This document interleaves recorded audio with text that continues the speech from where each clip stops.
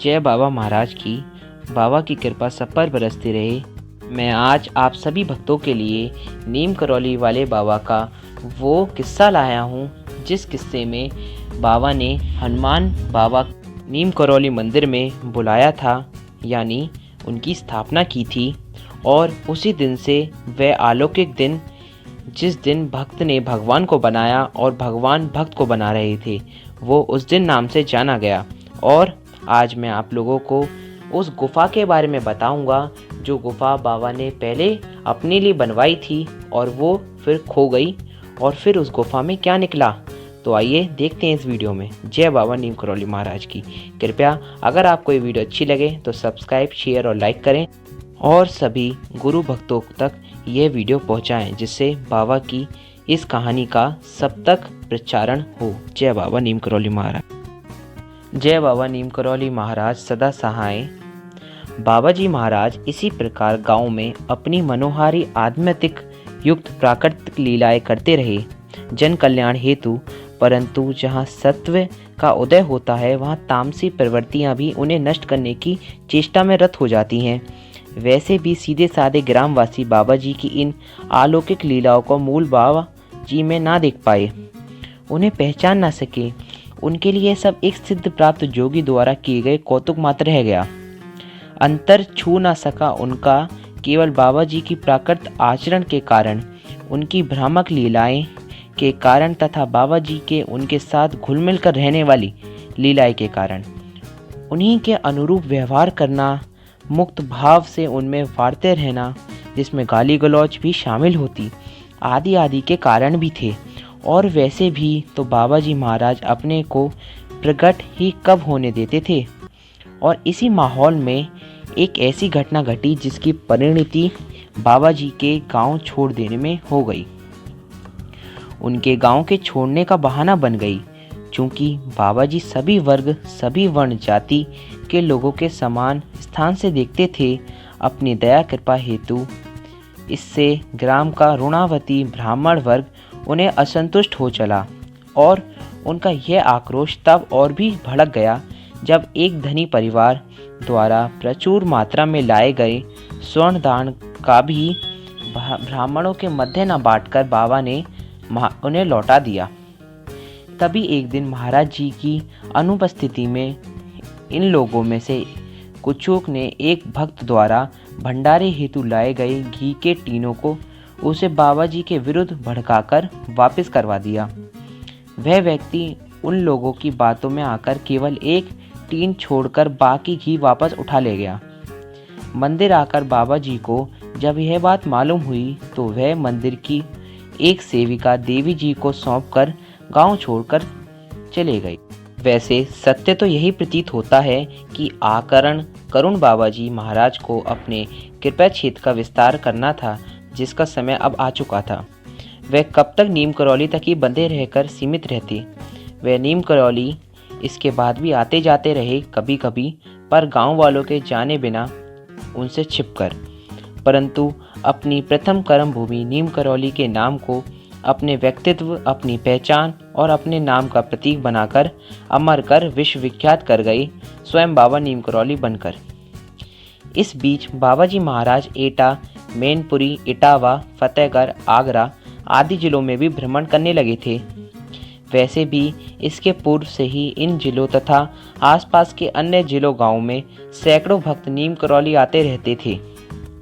बाबा जी की चमत्कारी लीलाएं सुनकर किला घाट फतेहगढ़ आकर उनकी अन्य जिलों को यात्राएं और भी बढ़ गईं। घर घर, गांव गांव, शहर शहर जाकर नई नई लीलाओं के साथ एक ही उद्देश्य लिए, दया एवं जन जन का कल्याण। फतेहगढ़ किले में तब राजपूत रेजिमेंट का कमांडिंग अफसर कर्नल मैकन्ना था, जो बहुत सख्त था और विशेषकर भारतीय जोगी साधुओं से बहुत चिढ़ता था। परंतु फौज के सिपाही बाबा जी के, जो किले के बाहर अक्सर डेरा डाले रहते थे, भक्त हो चले थे बड़ी संख्या में और छिपकर उन्हें दूध, फल आदि भेंट करते रहते। पता नहीं किस मौज में बाबा जी ने कर्नल मैकन्ना का हृदय परिवर्तन करने की मनसा बना ली। और एक दिन जब वह बाहर चला गया तो आप उसके कक्ष में जाकर उसके पलंग पर लेट गए। अर्दली, सिपाही आदि ने बहुत रोका। पर फिर भी आप डटे रहे। जब कर्नल आया और उसने देखा कि एक अधनंग साधु उसके आराम की जगह लेटा है, तो वह आग बबूला हो गया और बाबा जी को अंग्रेजी और हिंदी में अपशब्द खूब अपमानित करने लगा। कहते हैं उसने बाबा जी को हंटर भी लगाए थे, परंतु बाबा जी हंसते मुस्कुराते रहे। उसकी इन हरकतों पर भी इतने अपमान के बाद भी महाराज जी को निर्विकार हंसते मुस्कुराते देख कर्नल आश्चर्यचकित रह गया। पता नहीं बाबा जी की उस मुस्कुराहट में तथा उनके स्पर्श में कर्नल मैकन्ना ने क्या अनुभूति की, तत्काल उसमें अप्रत्याशित परिवर्तन आ गया। उसने बाबा जी से क्षमा मांगी और उनके लिए दूध फल मंगाकर अर्पण किए। साथ में हुक्म भी दे दिया कि बाबा जी को किले के अंदर आने दिया जाए और उन्हें फौज की तरफ से दूध फल भी अर्पण किए जाए। इस घटना के बाद वह आजीवन तन मन से उनका भक्त हो गया। मैकन्ना पहला विदेशी भक्त बना बाबा जी का। बाबा जी ने अपनी मौज में कर्नल से कह दिया था, जा तू जनरल हो जाएगा। तब मैकन्ना को इस बात पर विश्वास नहीं हुआ था, क्योंकि उसके ऊपर ना मालूम कितने और अफसर थे जो जनरल बनते, परंतु बाबा जी का अमोघ वचन कैसे निरर्थक जाता। द्वितीय विश्व युद्ध में वह जनरल बनकर सुदूर पूर्व की कमान संभालता हुआ जापानियों से लड़ा था। अपनी कमान संभाले जब वह अपनी फौज लेकर ट्रेन में सुदूर पूर्व जाते समय इलाहाबाद स्टेशन पर रुका, तो त्रिकालदर्शी बाबा जी ने उसे समय आकर इलाहाबाद स्टेशन पे विराजमान हुए और गाड़ी छूटने से कुछ ही मिनटों पूर्व मैकन्ना की दृष्टि को अपनी ओर आकर्षित कर लिया।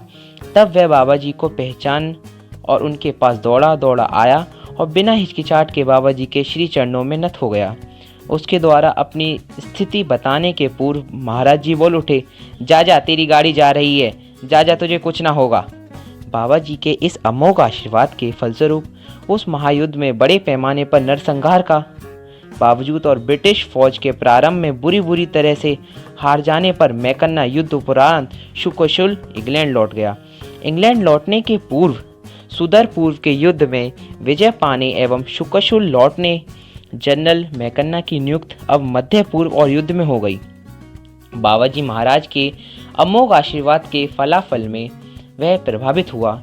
मैकन्ना भारत छोड़ने के पूर्व महाराज जी के दर्शन पूर्ण करना चाहता था।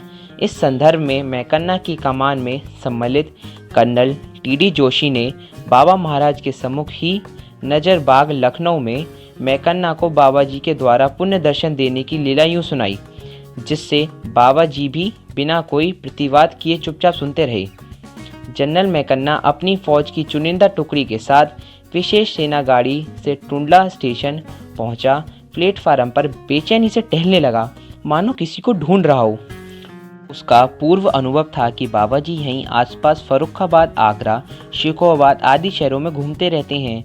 उसकी परेशानी देख मैंने भी उसके साधारण औपचारिकवश पूछ लिया कि क्या बात है। तब उसने बिना किसी हिचकिचाहट के बताया कि भारत छोड़ने के पूर्व वह अपने गुरु बाबा नीम करौली के दर्शन करना चाहता है। सुनकर पहले तो मैं आश्चर्यचकित रह गया कि यह कैसे बाबा जी के भक्त बन गया। कर्नल जोशी स्वयं भी तो बाबा जी के भक्तों में से एक थे। उनके आशीर्वाद से ही द्वितीय विश्व युद्ध में सकुशल बने रहे थे वो। फिर भी स्टेशन में बाबा जी को बिना कोई आशा के ढूंढने का नाटक करने लगे। तभी मैंने देखा कि एक बेंच के नीचे सिर तक अपने को कंबल में छिपाए कोई लेटा है।